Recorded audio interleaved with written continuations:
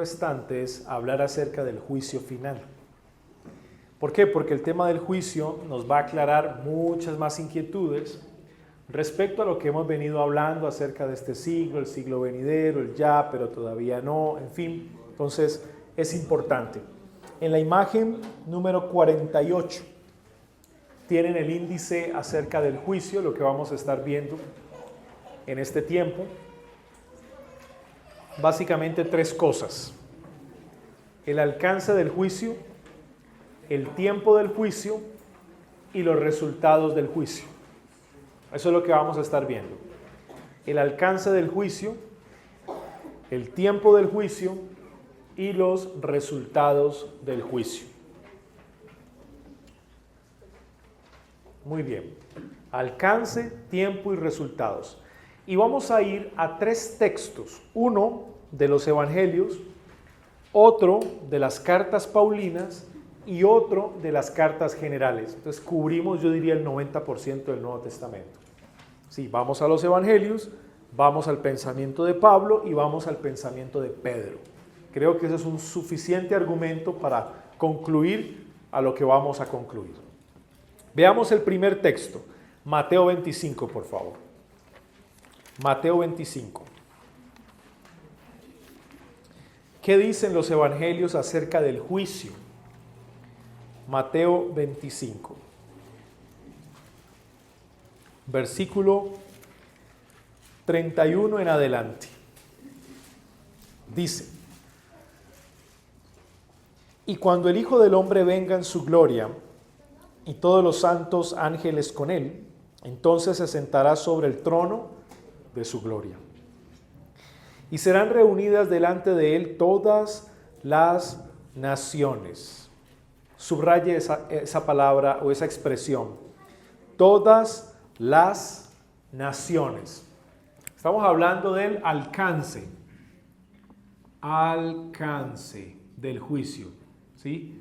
Estamos en Mateo 25. Bien. Cuando revisamos en Mateo 25 el alcance del juicio, concluimos. ¿A quiénes alcanza el juicio? Todas las naciones.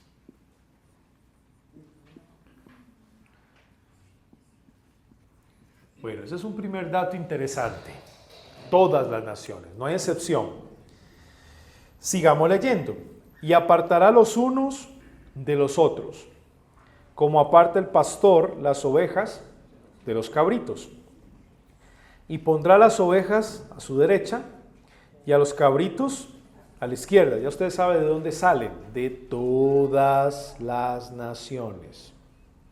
En todas las naciones hay ovejas y hay cabritos. Esta es una metáfora para hablar de los justos y de los injustos. En todas las naciones hay justos, pero también hay injustos, ¿sí?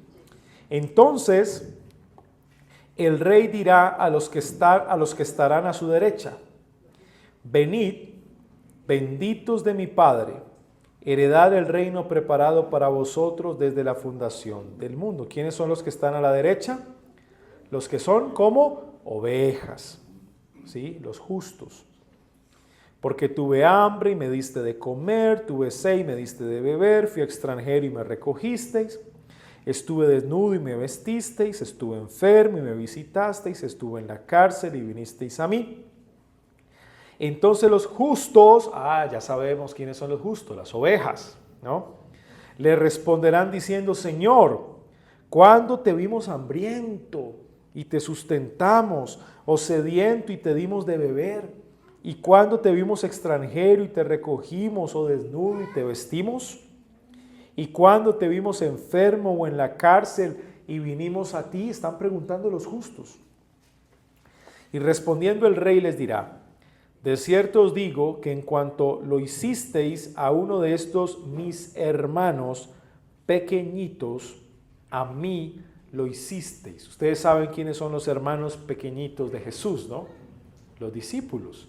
A la luz del autor a los Hebreos en el capítulo 2, la iglesia, somos los hermanos menores de Cristo. Él es el heredero y nosotros somos coherederos con Él. Somos hermanos menores. Él es nuestro hermano mayor. Entonces dirá también a los que estarán a la izquierda. ¿Quiénes son los de la izquierda? Los cabritos, ¿no? Apartaos de mí, malditos, al fuego eterno, preparado para el diablo y sus ángeles. Y luego les explica por qué. Porque tuve hambre y no me disteis de comer. Tuve sed y no me disteis de beber. Fui extranjero y no me recogisteis. Vayamos al versículo 45. Entonces le responderá diciendo: de cierto os digo que cuanto no lo hicisteis a uno de estos pequeñitos, tampoco a mí lo hicisteis. E irán estos al castigo eterno. ¿Quiénes son estos? Los cabritos, o sea, los malditos. En el texto son los malditos, ¿no? Y los justos, las ovejas, a la vida eterna. Entonces, alcance del juicio según Mateo: todas las naciones se presentarán delante del Señor. Tiempo. ¿Cuándo ocurrirán estas cosas? ¿Lo vieron en el pasaje? ¿Cuándo ocurrirán? Miren el versículo 31. Cuando el Hijo del Hombre venga en su gloria. ¿Cuándo? Cuando el Hijo del Hombre venga. Vamos a decir, segunda venida. Y resultados. ¿Cuáles son los resultados? Los unos a la ira, ¿no? Al castigo. Los otros a la vida. Ahí está. Los cabritos, que son los malditos, serán castigados eternamente. Los justos, que son las ovejas, a la vida eterna. Ya ustedes comprenden el concepto de vida eterna aquí, ¿verdad? Siglo venidero. Siglo venidero. Eso es lo que significa. Cristo está diciendo, una vez los juzgue, los justos irán al siglo venidero, a la vida eterna, la eternidad con Cristo, ¿sí? Separados de los malditos, que son los cabritos en el texto. Bueno, ya con Mateo 25 se disipa una primera pregunta. ¿Comparecerán todas las personas en el mismo juicio? La respuesta es sí. ¿Por qué? Porque cuando el Hijo del Hombre venga, todas las naciones se presentarán delante de Él. Los unos a la vida, los otros al castigo eterno. O sea que de entrada, según Mateo 25, no hay 2 juicios, 3 juicios, 4 juicios, no hay un solo juicio.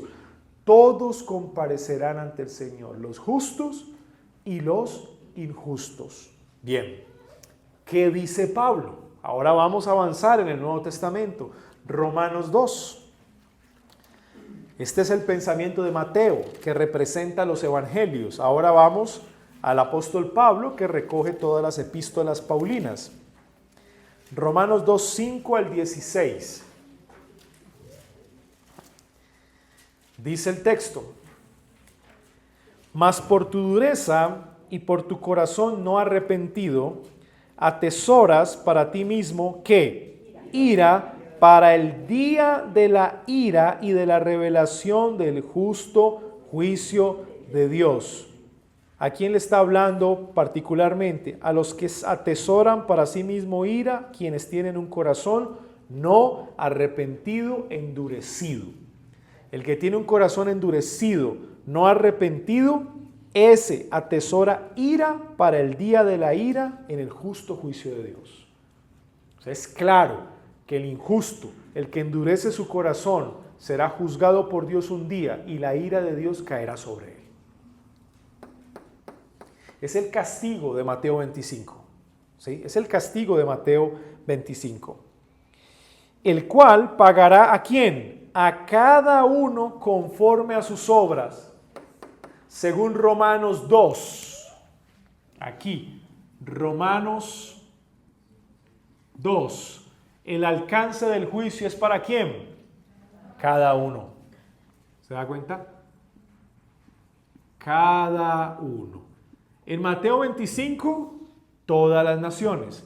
En Romanos 2, cada uno, sin excepción. Cada uno.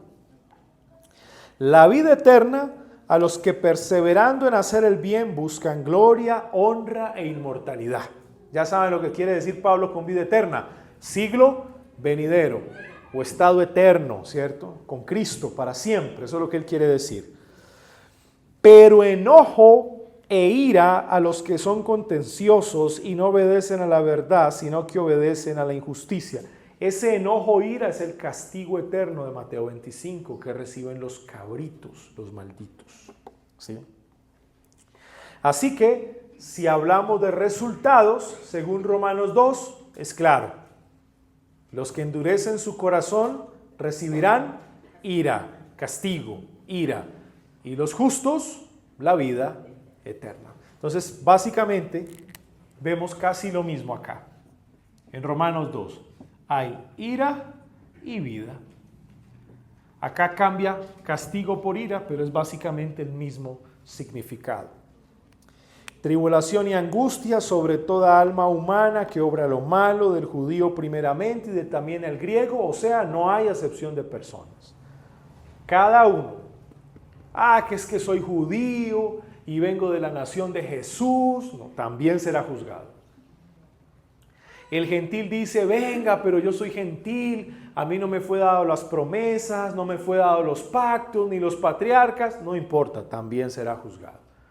Ni el uno por cerca, ni el otro por lejos. Los dos serán juzgados. Pero gloria y honra y paz a todo el que obra el bien, al judío primeramente y también al griego. O sea que judío o gentil que obra el bien, creer en el Señor Jesucristo, ese recibirá la vida eterna. No por ser judío, no por ser gentil, sino por estar en Cristo. O sea, eso es lo que marca la diferencia. ¿Sí? Porque para Dios no hay acepción de personas. Ahí está la cláusula de la acepción de personas. El Señor juzga a cada uno. A cada uno. Porque todos los que sin ley pecaron, sin ley también perecerán, y todos los que en la ley pecaron, por la ley serán juzgados. Porque no son los oidores de la ley los justos para con Dios, sino los hacedores de la ley serán justificados. Porque cuando los gentiles que no tienen ley, saben que un gentil es un no judío, los famosos perrillos, era la manera despectiva como un judío trataba a un no judío. Incluso los judíos que hacían parte de algunas comunidades, digamos, un tanto más estrictas de Jerusalén, del sur, de Palestina, trataban a las personas que sufrían algunas enfermedades de nacimiento, como el ciego de nacimiento, el paralítico y eso, no los trataban en igualdad de condiciones. Porque usualmente creían que esas personas sufrían eso porque habían cometido un pecado, ellos o los padres. Y les llamaban los Ben-Haretz, los hijos de la tierra. Era despectivo entre ellos mismos, o sea, entre los judíos más estrictos a los judíos más vulnerables. Ahora, ¿cuánto más a un no judío? Le decían perrillo, ¿no? ¿Se acuerdan de la mujer sirofenicia que comió de las migajas de la mesa? Aún los perrillos comen de las migajas, ¿no? Ella hizo algo que un fariseo no hizo. El fariseo tenía el banquete sobre la mesa. Tenía al rabino, al maestro ahí. Era tan solo comer del banquete que el maestro le estaba ofreciendo. ¿Y qué hicieron los fariseos y los escribas? Echaron a perder el banquete de Jesús. Pero esta mujer, que era una gentil, comía de las migajas. ¿Se da cuenta la necesidad que tenía de Jesús? No fue invitada a la mesa. A ella no se le invitó al banquete. No tenía por qué estar ahí, como un perrillo. Estaba esperando que cayera tan solo una migaja de lo que Jesús daba. Miren el contraste de esta mujer gentil a un fariseo y a un escriba en los tiempos de Jesús. Y Jesús le responde, ¿no?, con salvación a esta mujer, una mujer de fe. Él le reconoce la fe a esta mujer, ¿no? Esos eran los gentiles. Versículo 15, los cuales muestran la obra de la ley escrita en sus corazones, dando testimonio juntamente sus conciencias y acusándoles o excusándoles sus pensamientos unos a otros. ¿Cuándo? En el día en que juzgará Dios los secretos de los hombres por Jesucristo conforme al Evangelio. ¿Cuándo será ese juicio? En el día de Jesucristo. Aquí. Día de Jesucristo. O sea que según Romanos, el alcance del juicio es cada uno. El tiempo del juicio en el día de Jesucristo. Los resultados del juicio, ira para los no arrepentidos, vida para los justos. Comparemos Mateo 25 y Romanos 2. Alcance, todas las naciones, cada uno. Tiempo, segunda venida de Cristo, día de Jesucristo. Resultados, castigo para los malditos, vida para los justos. Ira para los no arrepentidos, vida para los justos. ¿Bien? O sea que básicamente lo que hace Pablo es replicar la enseñanza de Jesús en Mateo 25. O sea, no hay contradicción. Replica la enseñanza. Vamos a Pedro ahora. ¿Qué dice Pedro? Segunda carta de Pedro, capítulo 3. Segunda carta de Pedro, capítulo 3. Este texto es bien interesante. Segunda de Pedro 3, 1 en adelante. Ahora vamos a ver qué dice Pedro, el otro apóstol. ¿Sí?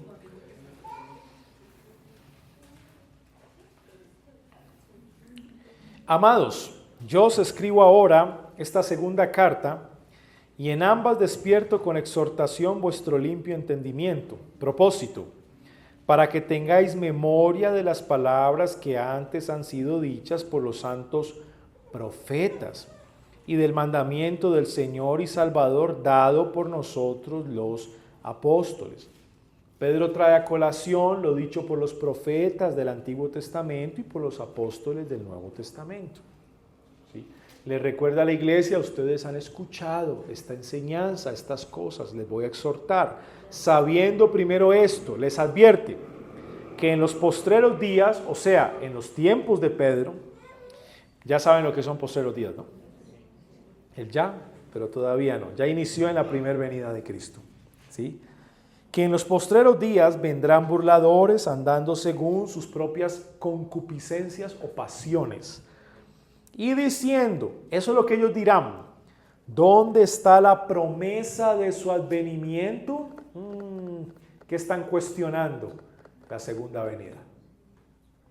Están cuestionando la segunda venida. Se está tardando mucho. Y mire, ¿cuándo escribió Pedro esta carta?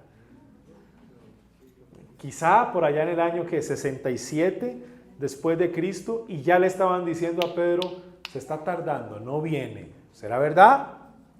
¿Cuánto llevamos nosotros? 21 siglos, ¿no? Ellos llevaban, ¿qué? 37 años después de la muerte de Cristo, y ya le estaban diciendo a Pedro, no viene. Sí, ya estaban cuestionando la segunda venida. Muchos trataron de decir, ya vino, ¿no? Eso es complicado, ya vino y no nos dimos cuenta. O está por venir, o vendrá de esta manera, tratando de adivinar. Porque desde el día en que los padres durmieron, todas las cosas permanecen así como desde el principio de la creación. Presten atención a la escatología de Pedro, que es muy interesante. Pues ellos ignoran voluntariamente que por la palabra de Dios los cielos fueron hechos en el tiempo antiguo, y la tierra que proviene del agua, por el agua está sentada. Revise la imagen 50, porque le va a ayudar a entender lo que Pedro nos dice aquí. Esta es la escatología de Pedro. Miren la escatología de Pedro. Pedro nos habla del mundo de entonces. Hubo un mundo entonces, el versículo 5. Por la palabra de Dios, los cielos fueron hechos en el tiempo antiguo, ese es el mundo de entonces. Y la tierra, que proviene del agua y por el agua está sentada. ¿Sí? ¿Qué había primero? La tierra estaba desordenada y vacía, y las tinieblas estaban sobre la faz del abismo. Ese abismo son las aguas de las aguas, donde se movía el Espíritu de Dios. Dice Pedro, todo empezó así. ¿Qué había en el mundo? Agua. Así empezó todo. A partir del agua, el Señor empieza toda la obra del progreso de su creación. Bien, 6. Por lo cual, el mundo de entonces pereció anegado en agua. ¿De qué está hablando Pedro? Del diluvio universal. El diluvio universal destruye por agua el mundo de entonces. Según Pedro, el mundo de entonces, que inició desde la creación, Génesis 1, fue destruido por medio del agua, o sea, del diluvio. Eso es un juicio. El Señor juzgó ese mundo por agua. Ya lo juzgó. O sea que, hermanos, recuerden, el Señor juzga todo el tiempo. El juicio final es una cosa, pero de aquí al juicio final el Señor juzga todo el tiempo. O cuando cae un dictador, ¿quién lo juzgó? Dios. Cuando una nación deja de ser próspera y pasa a ser una nación miserable, ¿quién la está juzgando? Dios. Dios todo el tiempo está juzgando al mundo. Pero en este caso particular, Dios juzgó al mundo de entonces por medio del agua. Mas los cielos, versículo 7, y la tierra que existen ahora, notan el mundo de ahora, son conservados por la misma palabra. El Señor juzgó el mundo de entonces por agua, pero no eliminó a todos los hombres. Preservó a una familia y con esa familia hizo una nueva humanidad.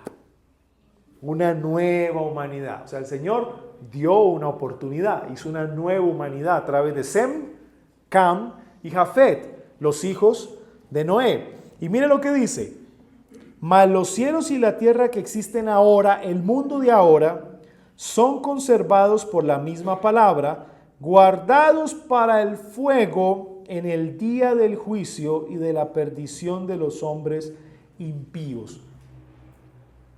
Así como el Señor juzgó el mundo de entonces, el Señor juzgará el mundo de ahora, dice Pedro. Y el Señor juzgó el mundo de entonces por medio de agua, ahora el Señor juzgará el mundo de ahora por medio de fuego. ¿Ven el contraste que hace Pedro? A ellos los juzgó con agua, ahora a nosotros nos va a juzgar por fuego. Bien, o sea, hubo un juicio antes y habrá otro juicio.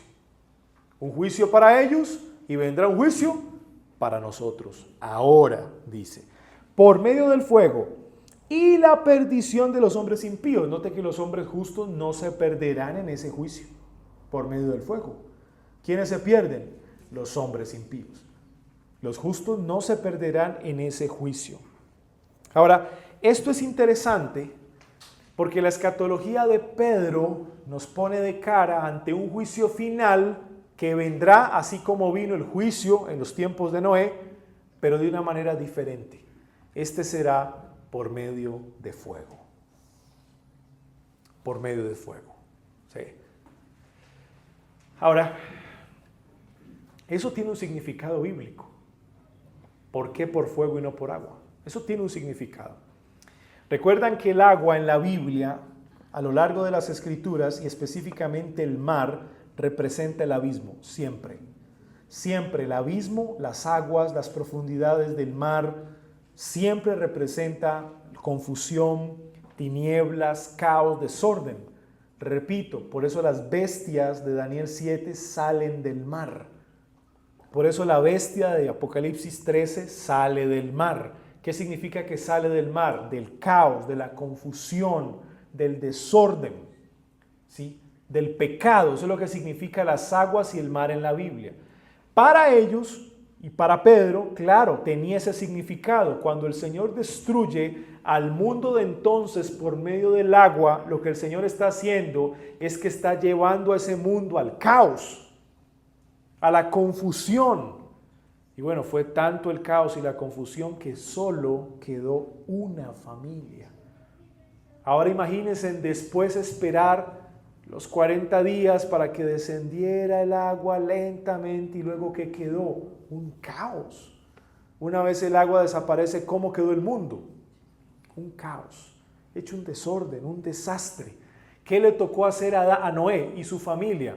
¿Recuerdan la primera gran comisión? ¿A quién se le dio la gran comisión primera? A Adán. A Adán se le dio la primera gran comisión. ¿Qué se le dijo a Adán? Multiplíquese y señoree todas las cosas.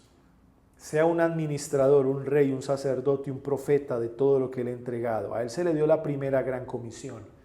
¿A quién se le dio la segunda gran comisión? A Noé y su familia.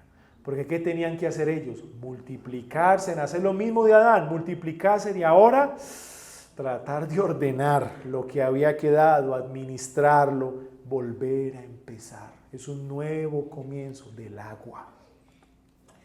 ¿Y a quién se le dio la gran comisión? A la iglesia, Mateo capítulo 28, multiplíquense, pero ahora espiritualmente.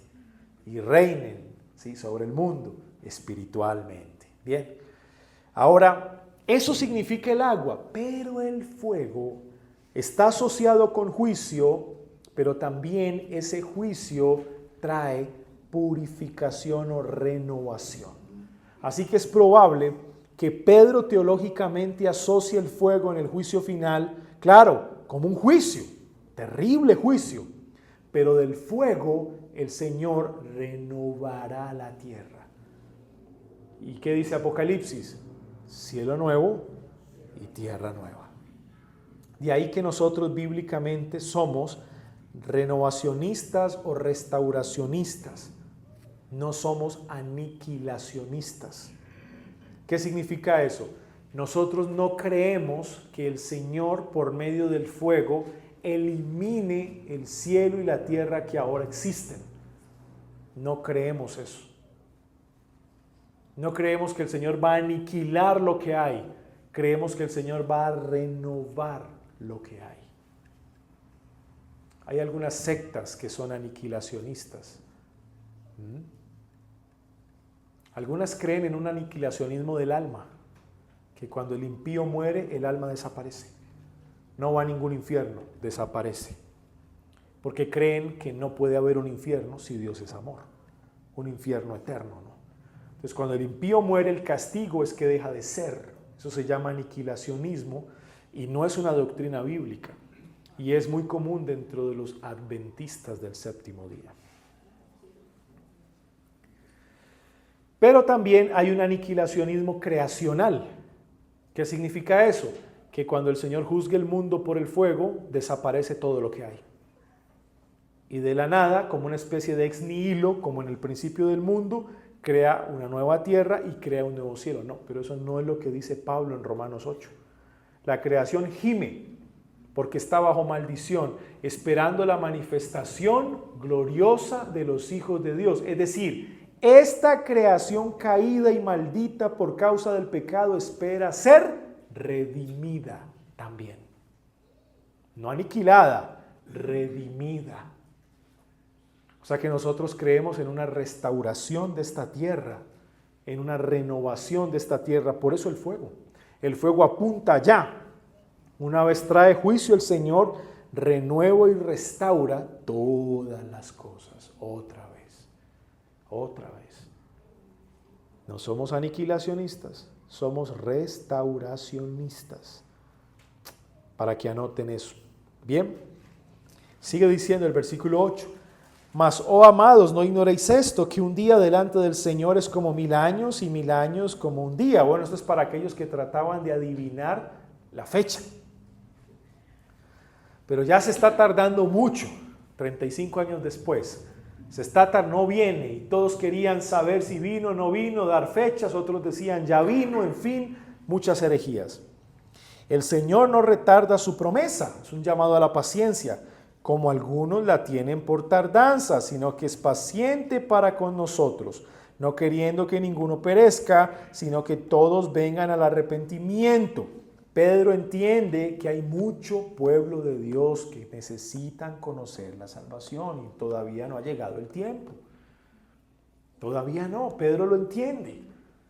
Él entiende, muchos han de ser salvos, así que todavía Cristo no va a venir. Tengan paciencia, todavía hay mucho pueblo de Dios.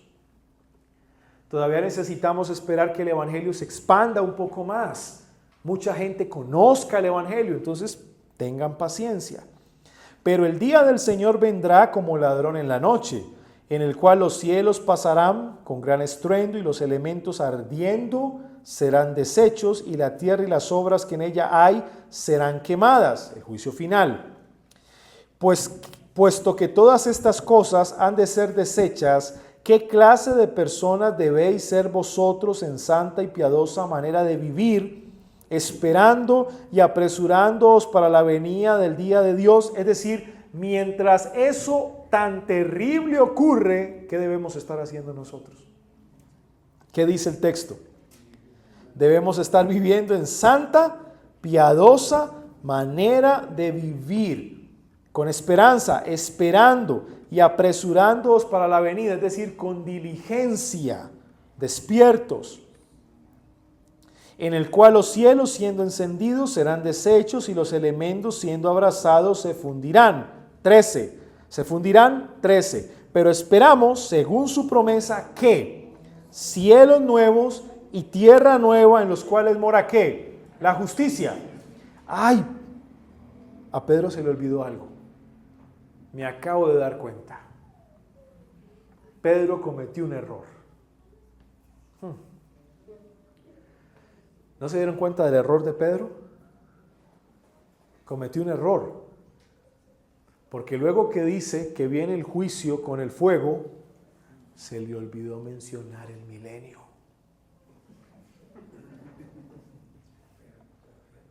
Se equivocó Pedro. O sea que después de la segunda venida de Cristo no hay un milenio, Pedro. No, no hay un milenio. Para Pedro, ¿qué hay? Cielo nuevo y tierra nueva. ¿Cómo se llama eso? Siglo venidero, estado eterno.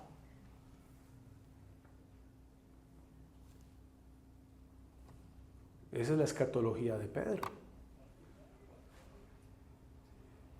Ahí es donde el premilenialismo tiene un problema. Los que creen en un milenio literal después de la segunda venida de Cristo tienen un problema.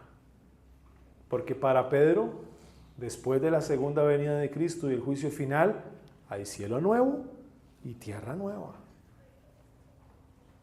Es el famoso estado eterno que vimos en las 4 perspectivas escatológicas desde el principio. Todos creen en ese estado eterno. De ese habla Pedro.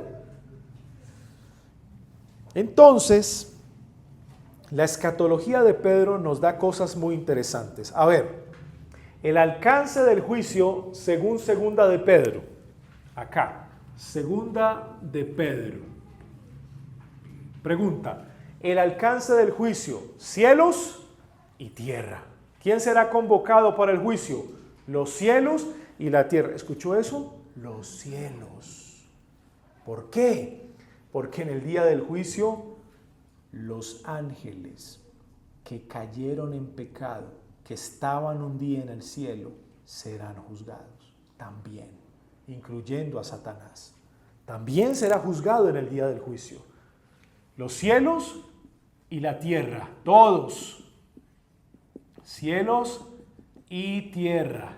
A ver, el tiempo, según Pedro, el día del juicio, o le llama también día del Señor.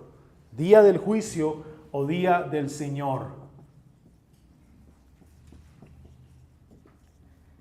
¿Y cuáles son los resultados de la escatología de Pedro? Para unos, la perdición. ¿Se acuerda que lo leímos en el versículo 7? Guardaos para el fuego en el día del juicio y de la perdición de los hombres impíos. ¿Qué les espera a ellos? Perdición. ¿Pero qué les espera a los justos? Según el versículo 13, cielos nuevos y tierra nueva. Para los unos, perdición. Para los otros, escuche esto, cielo y tierra nueva. Ahora, cuando comparamos los tres textos, son sinónimos. Todo eso es sinónimo. Póngale pues cuidado. Todas las naciones, según Mateo 25, es sinónimo de cada uno, según Romanos 2, y de cielo y tierra, según segunda de Pedro. O sea, no se escapa nadie, ni los ángeles escapan del juicio. Segundo, el tiempo. Según Mateo 25, será en la segunda venida. Es sinónimo de Romanos 2, es el mismo día de Jesucristo. Sinónimo de segunda de Pedro como el día del juicio. Es el mismo día. Tercero, resultados. Según Mateo 25, los malditos serán castigados, los justos irán a la vida eterna. Según Romanos 2, los no arrepentidos reciben la ira, los justos irán a la vida eterna. Según segunda de Pedro 3, los malditos, los no arrepentidos, los hombres malos impíos irán a la perdición, pero los justos irán a la vida eterna, que segunda de Pedro le llama cielo nuevo y tierra nueva, que es el mismo siglo venidero que estamos esperando o el estado eterno. Es lo mismo. Y por ningún lado apareció el milenio. Por lo menos no después de la segunda venida de Cristo.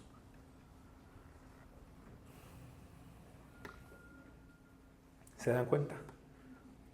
Entonces, si estamos de acuerdo con estos tres textos, ¿qué estamos esperando como iglesia? La segunda venida de Cristo, para luego ser juzgados y entrar a la vida eterna o cielo nuevo y tierra nueva. Eso es lo que esperamos. No esperamos un milenio. ¿No? Y entonces, pastor, bueno, pues es que en la Biblia solamente hay un texto que habla de un milenio. Solo uno. Apocalipsis 20. No hay más. Todos los textos de Isaías 40 al 66 hablan del estado eterno. Cielo nuevo, tierra nueva. Ninguno de esos textos habla de un supuesto milenio. Solo uno.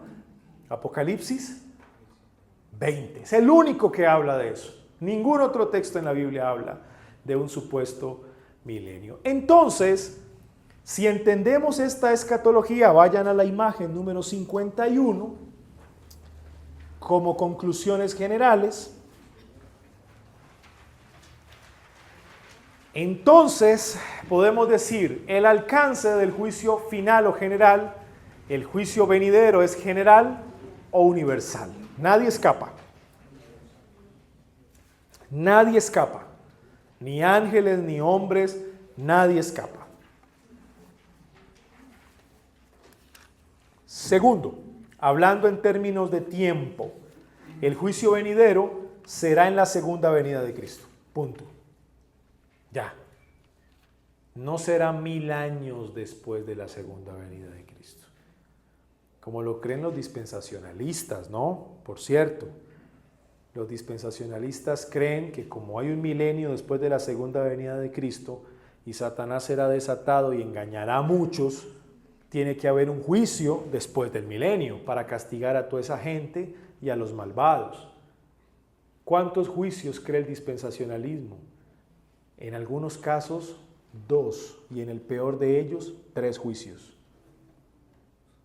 Uno para los raptados, otros para la segunda venida de Cristo y otro 1000 años después. ¿De dónde sacan eso? No tengo ni idea. Ni idea. En la Biblia solo hay un juicio final. Es general, para justos e injustos. No más. Eso es lo que hay.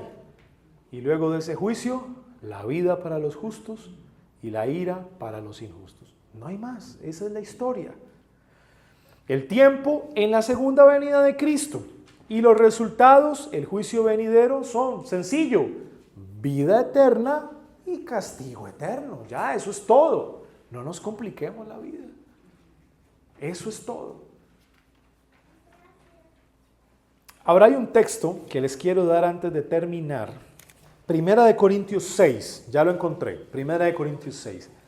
Que se me vino a la mente mientras estaba hablando del juicio y es como un añadido que le quiero dar para que lo tenga en cuenta. Primera de Corintios 6. Mire esto. ¿Osa alguno de vosotros, teniendo algo contra otro, ir a juicio delante de los injustos y no delante de los santos? Hablando de los problemas entre los hermanos, ¿no? ¿O no sabéis que los santos han de juzgar al mundo? Hay un juicio. Sí, hay un juicio. Pero al parecer, en ese juicio final, hay momentos en ese mismo juicio. Este texto nos da una idea. Pareciera que los primeros que vamos a ser juzgados somos los justos. O sea, los primeros a los cuales el Señor va a llamar, los de la derecha, las ovejas, somos los justos. No nos va a juzgar para condenarnos. Pues ¿cómo? Ya hemos sido justificados. Es una rendición de cuentas, ¿no? De toda palabra que sale de nuestra boca. Recuerde esto, mi hermano, y esto se lo dejo aquí para que teológicamente no se confunda. Los que fueron justificados no serán condenados. O sea que el juicio para los justos no es un juicio de condenación, sino de rendición de cuentas. Cada uno debe rendir cuentas a cómo vivió en el cuerpo, dice Pablo en Primera de Corintios. Nosotros rendiremos cuentas al Señor de los dones que Él nos dio mientras estuvimos aquí, pero Él no nos va a condenar porque ya nos justificó. Bien, lo contrario a la justificación es la condenación. Lo contrario a la condenación es la justificación. Son declaraciones legales. Entonces, ¿eso le da paz? Sí, le da mucha paz, ¿verdad? Si usted ya fue justificado en el juicio, usted no va a ser condenado. Usted va a rendir cuentas. Parece ser que primero nos llama a nosotros. Una vez rendimos cuentas, ¿cierto? Como que nos enlista para luego juzgar con Él a los impíos. O sea que nosotros participaremos en el juicio juzgando con Cristo a los impíos. O sea, seremos jueces con Él. Es lo que Pablo dice en el texto. ¿No sabéis que los santos han de juzgar al mundo? ¿Notan? O sea que aunque el juicio final es uno, tiene etapas, como momentos, ¿no? Luego dice, y si el mundo ha de ser juzgado por vosotros, la iglesia, ¿sois indignos de juzgar cosas más pequeñas? ¿No sabéis que hemos de juzgar a los ángeles? Entonces, al parecer, en ese juicio, no solo juzgaremos con Cristo a los hombres impíos, sino que juzgaremos con Cristo a los ángeles caídos también, entre ellos a Satanás. O sea, seremos jueces del que nos acusaba. Tremendo. ¿Qué significa diabolos? Acusador. Ese día nosotros lo vamos a acusar a él. Bueno, me emocioné. Ese día nosotros lo vamos a acusar a él, lo vamos a juzgar a él. Ese día, pero todavía no. No nos adelantemos, ¿no? O sea, no nos emocionemos. Tranquilos, tranquilos. Dominio propio. Ese día será. Entonces, aunque el juicio es uno, hay unos momentos interesantes. Primero somos llamados nosotros, rendimos cuentas al Señor, el Señor nos va a dar recompensas, no sé qué recompensas serán, al que mucho hizo le dará más, al que poco hizo le dará menos, en fin, pero nadie sentirá envidia de nadie porque no tendremos pecado, entonces no se preocupe por las recompensas. Si al Señor le da una pequeña tierrita, no le va a dar envidia al que le dé más. Usted estará gozoso con el otro, le dice amén, amén, no habrá pecado, entonces no se preocupe. Luego que rindamos cuentas y nos recompense por lo que hayamos hecho acá, empezará el juicio. Para los impíos estaremos con Él, juzgaremos con Él a los impíos y luego el juicio con los ángeles malvados y juzgaremos con Él a los ángeles malvados. O sea, ese es el juicio final, es uno. Pero hay como momentos, ¿sí? Es como un orden en ese juicio final, que es lo que Pablo en un texto de problemas interpersonales nos revela esa gloriosa verdad. ¿Quién se va a imaginar todo eso en un texto que el propósito es decirle al hermano, en lugar de ir a la comisaría, vaya y siéntese con su hermano, pídanle perdón, perdónense? En ese contexto nos está diciendo lo que va a pasar en el juicio final. Tremendo, ¿no? Entonces ese era un plus que le quería dar, porque se me vino el texto en la mente y no lo quería dejar pasar. Entonces, como no vemos milenio al final, vayan a la página, vamos a simplificar aquí y ya terminamos. Imagen 52, premilenialismo dispensacional.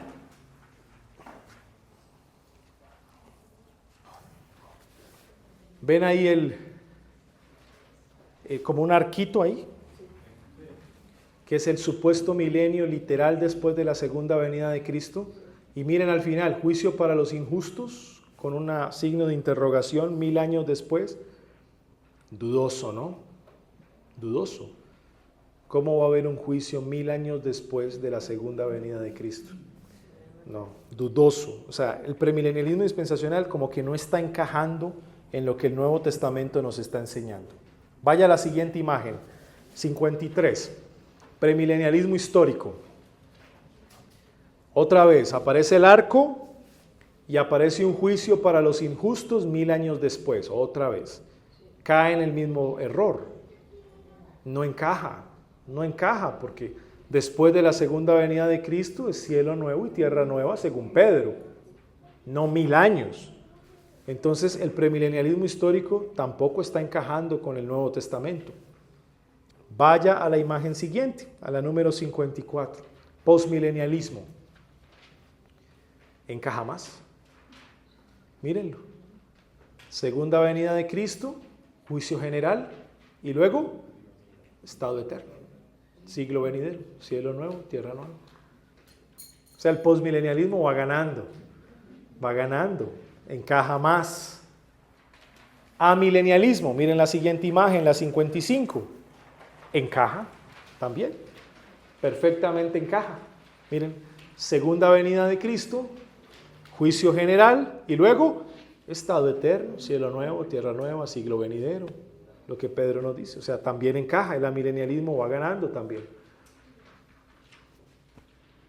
O sea, cuando yo voy a la Biblia y luego voy a las perspectivas escatológicas, hoy es que jueves, me estoy dando cuenta que hay dos que no están encajando con la Biblia y hay dos que sí están encajando un poco más.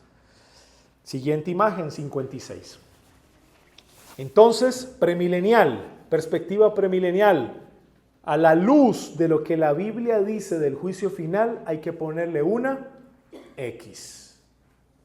No encaja. Ni el dispensacional ni el histórico encajan con lo que el Nuevo Testamento dice. No. Y más que piensan que hay hasta 3 juicios. Complicadísimo. Es un sistema muy complejo. Postmilenial, vamos a ponerle, ¿cómo le dicen? Chulo, paloma. ¿Cómo le dicen? Palomita. Nosotros le decimos chulo, paloma. Bueno, ustedes son más elegantes que nosotros. Paloma, suena más elegante. Paloma, vamos a poner una palomita al postmilenial, tanto al amilenialismo como al postmilenialismo. ¿Por qué? Porque ambas posiciones dicen que el juicio se da cuando Cristo venga por segunda vez y luego el estado eterno. O sea, encaja más con el Nuevo Testamento. Y si usted se fija en esas dos escuelas, tanto amilenial y postmilenial, el milenio está antes de la segunda venida de Cristo. Entonces hay que venir mañana, porque mañana vamos a hablar del milenio. Ya estamos listos para hablar del milenio, ¿sí o no? Apocalipsis 20, ya es hora. Mañana, entonces usted no puede perder venir mañana. Entonces mañana estamos listos para hablar del milenio. Porque esta es la pregunta, ¿y dónde queda entonces? Hasta ahora está quedando antes de la segunda venida de Cristo, no después. Bueno, explíqueme eso, pastor. Mañana le voy a explicar eso. ¿Cómo es que funciona?